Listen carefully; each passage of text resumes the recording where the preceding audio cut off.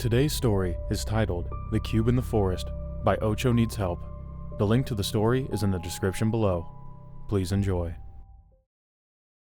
Uneasiness washed over the crowd, as a sense of something far greater that we could comprehend sat before us. Uncertainty clung to each of us like drops of morning dew, a suffocating pressure that threatened to drown us in its weight. A towering presence we had never before encountered stood before us, unmoving, unyielding, imposing. No one wanted to acknowledge the implications that such an abnormality had. The unfortunate suggestion that the ancient stories passed down by our ancestors might be right. No one wanted to think about our way of life changing overnight by something so desperately out of control, we may as well be specks of dust at the mercy of a hurricane. It terrified us. The woods in which we lived were always a quiet, peaceful place dressed in a robe of tranquility. Creatures of all races and kinds lived in total harmony with one another, a beautiful ecosystem that promoted symbiosis and uplifted harmony. But there were things beyond the woods too, dark things. We didn't fully know what they were, what they wanted, or where they came from. We only had the stories of our ancestors. It was said that if you encountered a being from beyond the forest, you were already dead. That always puzzled me, because how could there be stories about the dark things if no one lived to tell them? How could we know for certain? They called them angels, dark gods. The names varied, but the meaning meant the same. A dark power we could not comprehend. The cozy comfort of our forest dwelling had always kept the thoughts of the dark things at bay for me. I enjoyed lazing around with my friends, eating delicious food at our banquets, and working when it was demanded of me. It was a life in which the dark things didn't exist, except anywhere beyond the outskirts of the forest and the outskirts of my mind. Here, we were safe. Here, the dark things did not matter, until now.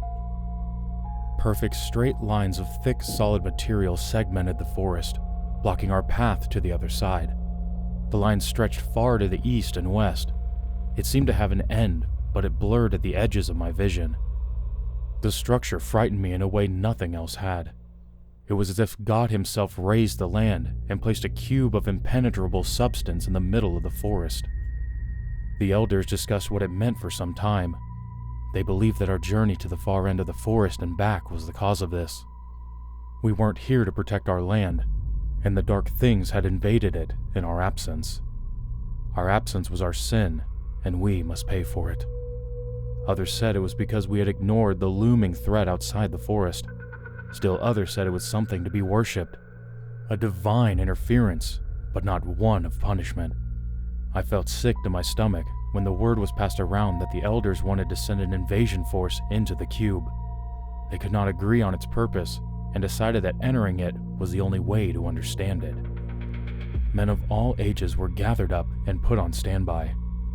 No able-bodied worker was left out of the sudden draft. The more bodies, the higher the chance of someone coming back alive to tell the tale. Those that remained behind were made up of the elders and a small hand-picked group to procreate if things truly went south for us. I hung my head solemnly as I marched alongside dozens, no, hundreds, of other chosen to do the same, chosen to die for the forest. We lacked combat experience, but were otherwise hardened by our work. We spent day and night toiling in the forest, which had made us strong and callous to the outside world. It had made us good fodder. The soldiers were the ones who led the way, their thick armor hanging from their backs and heads like boulders. It made them look strong, if nothing else. One of them stood by me as we lined up to march towards the cube. Silence fell over the entire legion. Only the chirping of crickets sounded out in the night. That's how I recognized the shake of his armor so readily. The rattle of the battle-worn soldiers sounded as if there was a bird chirping right next to me, though in reality, it was far more quiet and conspicuous. But I noticed. They were nervous too.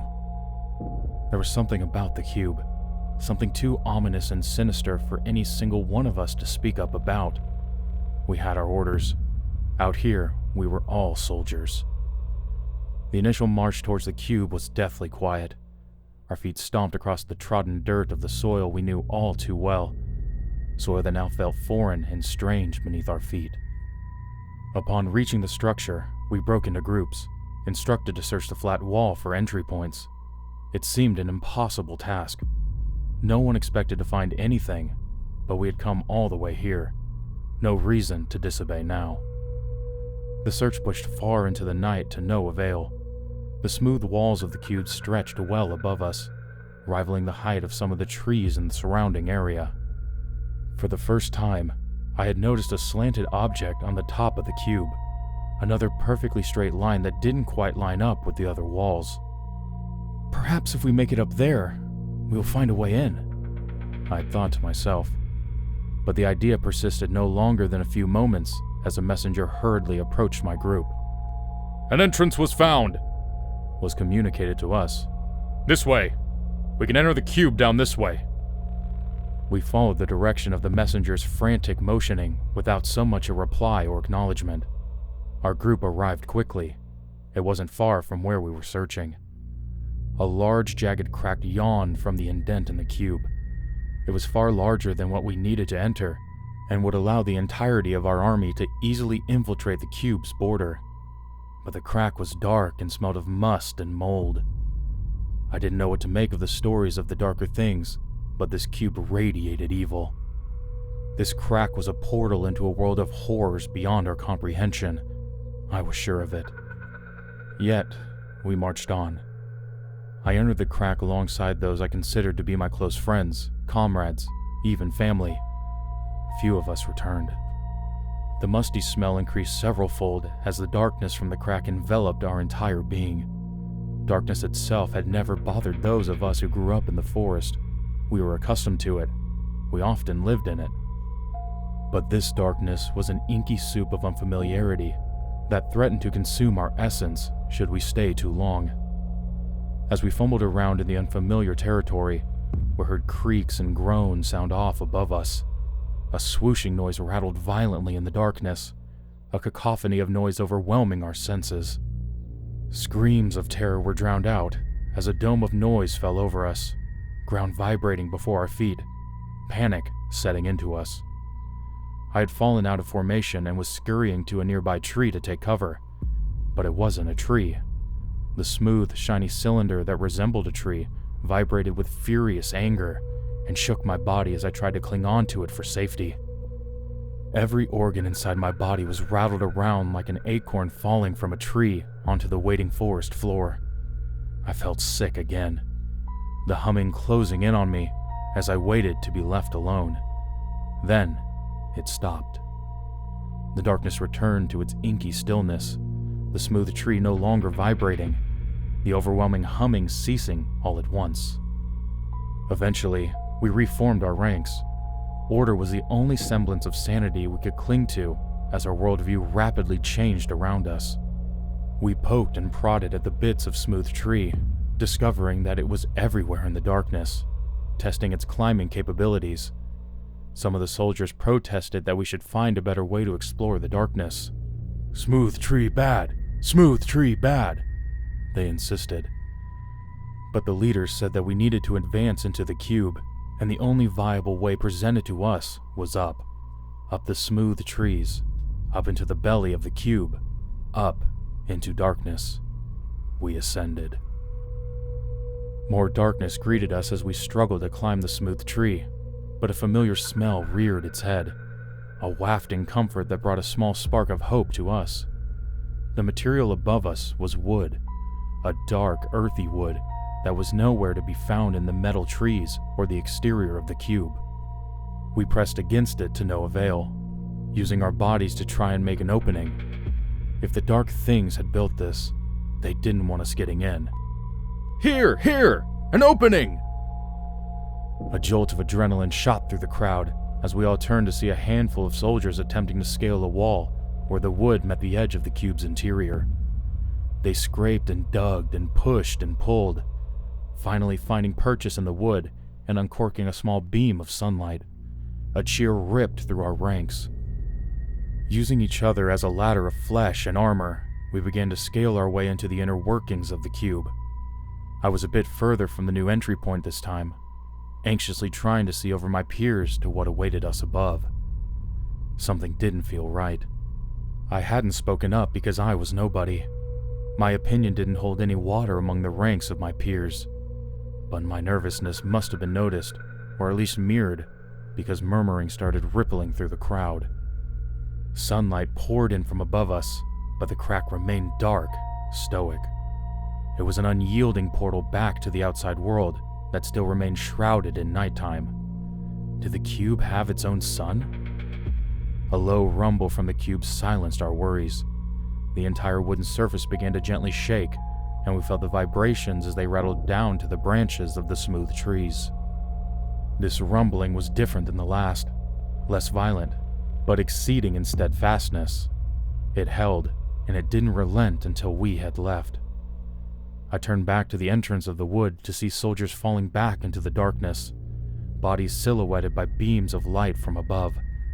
Cries of terror and the bustling of restless warriors shook the air. They were lifeless before they hit the floor. A sour stench filled the opening, assaulting our senses and pushing us back. Men screamed for those above to return to us.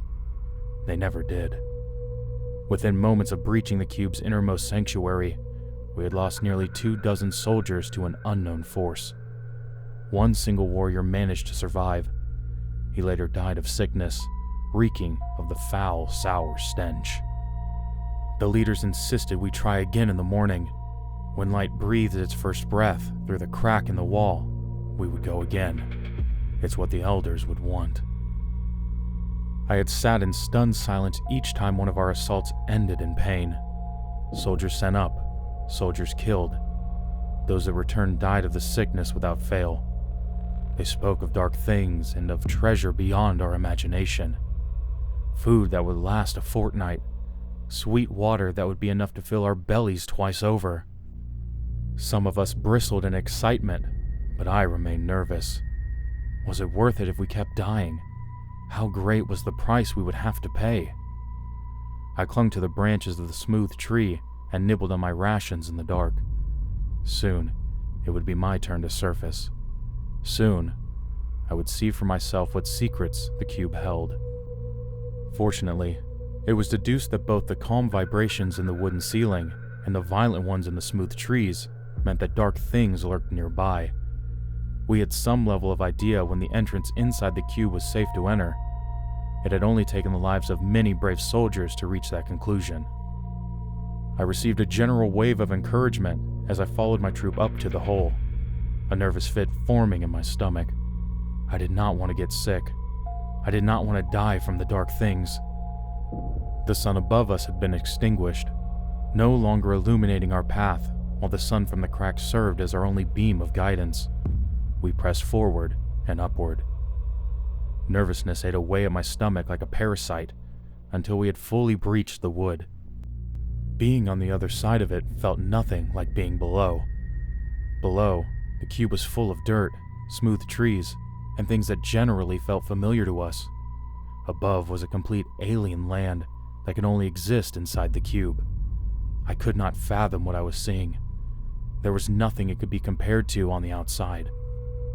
As we found our footing inside the cube, we scanned around for dark things, anything evil that could hurt us or seemed out of place. The air was deadly silent, and there was no sign of any life other than us. But everything seemed out of place. We knew nothing of the inner workings of the cube. So we marched. We marched past 2 large but significantly smaller cubes brandishing a color I had never seen before. We marched past a round lake with hardened edges. We marched until we found the land of plentiful food and sugar water told to us. And find it we did. I could not believe my eyes when I saw how much food there was. It was like some twisted forest had grown an amalgamation of different foods and fruits that we had never experienced. There was far too much to carry at once, so we set up an assembly line. Food was passed down, hand over fist, soldier to soldier, and worker to worker. We were rich beyond our wildest dreams. Those who gave their lives before us would be honored in stories among our people for generations. The cube was a gold mine that we could harvest forever. as long as we evaded the dark things.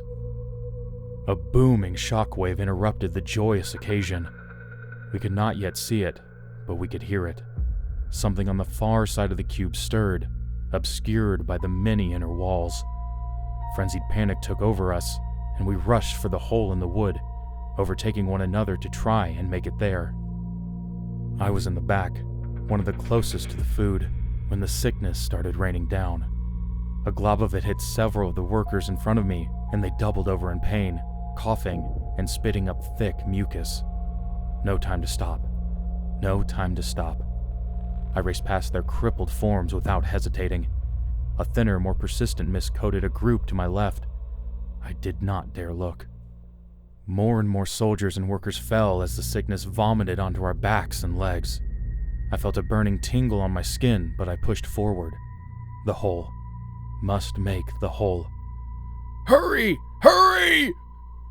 was the only thing I could make out in front of me. I collapsed and fell down, landing hard on one of the smooth tree branches below. Leave me alone. Leave me alone. I did not want to be anywhere near that thing. That thing that could spit up sickness and eat away the flesh of my comrades without any consideration or care. I wanted to go back to the forest. I wanted out. The soldiers had their orders, so we stayed. We couldn't go back and face the elders with tales of food, but no food. We couldn't describe the bountiful lands inside the cube to come back empty-handed. So we stayed, and we climbed up, to fall back down, beaten and dismayed. The dark things above brutalized us. I did not want to face them any longer, but they made me. Perhaps the tales of the ancestors were right. Perhaps they were spiteful gods here to punish us, or angels sent by the one true God to guard a sacred treasure. I survived longer than most. Perhaps it was a tolerance built up to the sickness by ingesting it over and over again. Perhaps the dark things were merciful to some, but not to many. Or perhaps the universe had deemed me lucky. I did not know why I survived 4 journeys into the cube. I only knew that I had brought enough food for my family to eat well into the winter, and for the soldiers who had died to not have done so in vain. I also knew that during my return on the 5th journey, I stood no chance of making it out. A mist of sickness had hit me straight on, and my body could not ward it off any longer. My head grew fuzzy, and I was having trouble breathing. I wanted to go back to the forest. My limbs began to curl up involuntarily, completely against my comrades as I tried to will them on. I would never see it again. My organs felt like they were on fire. I hope my family was okay. I lay there in a puddle of sickness, body fully curling in on itself, my head facing the heavens in a cruel twist of fate. That is when I saw it. The last thing I ever saw. A pink-fleshed giant stared down at me. Its disgusting, mangled hair sat in a dark mop on what seemed to be its head, a large metal cylinder in one of its elongated, horrific limbs. More pink flesh clung to the metal, aiming it at me. I watched in complete helplessness as another rain of sickness showered over me, ushering me into an eternal sleep. For what more could an ant do in the presence of God?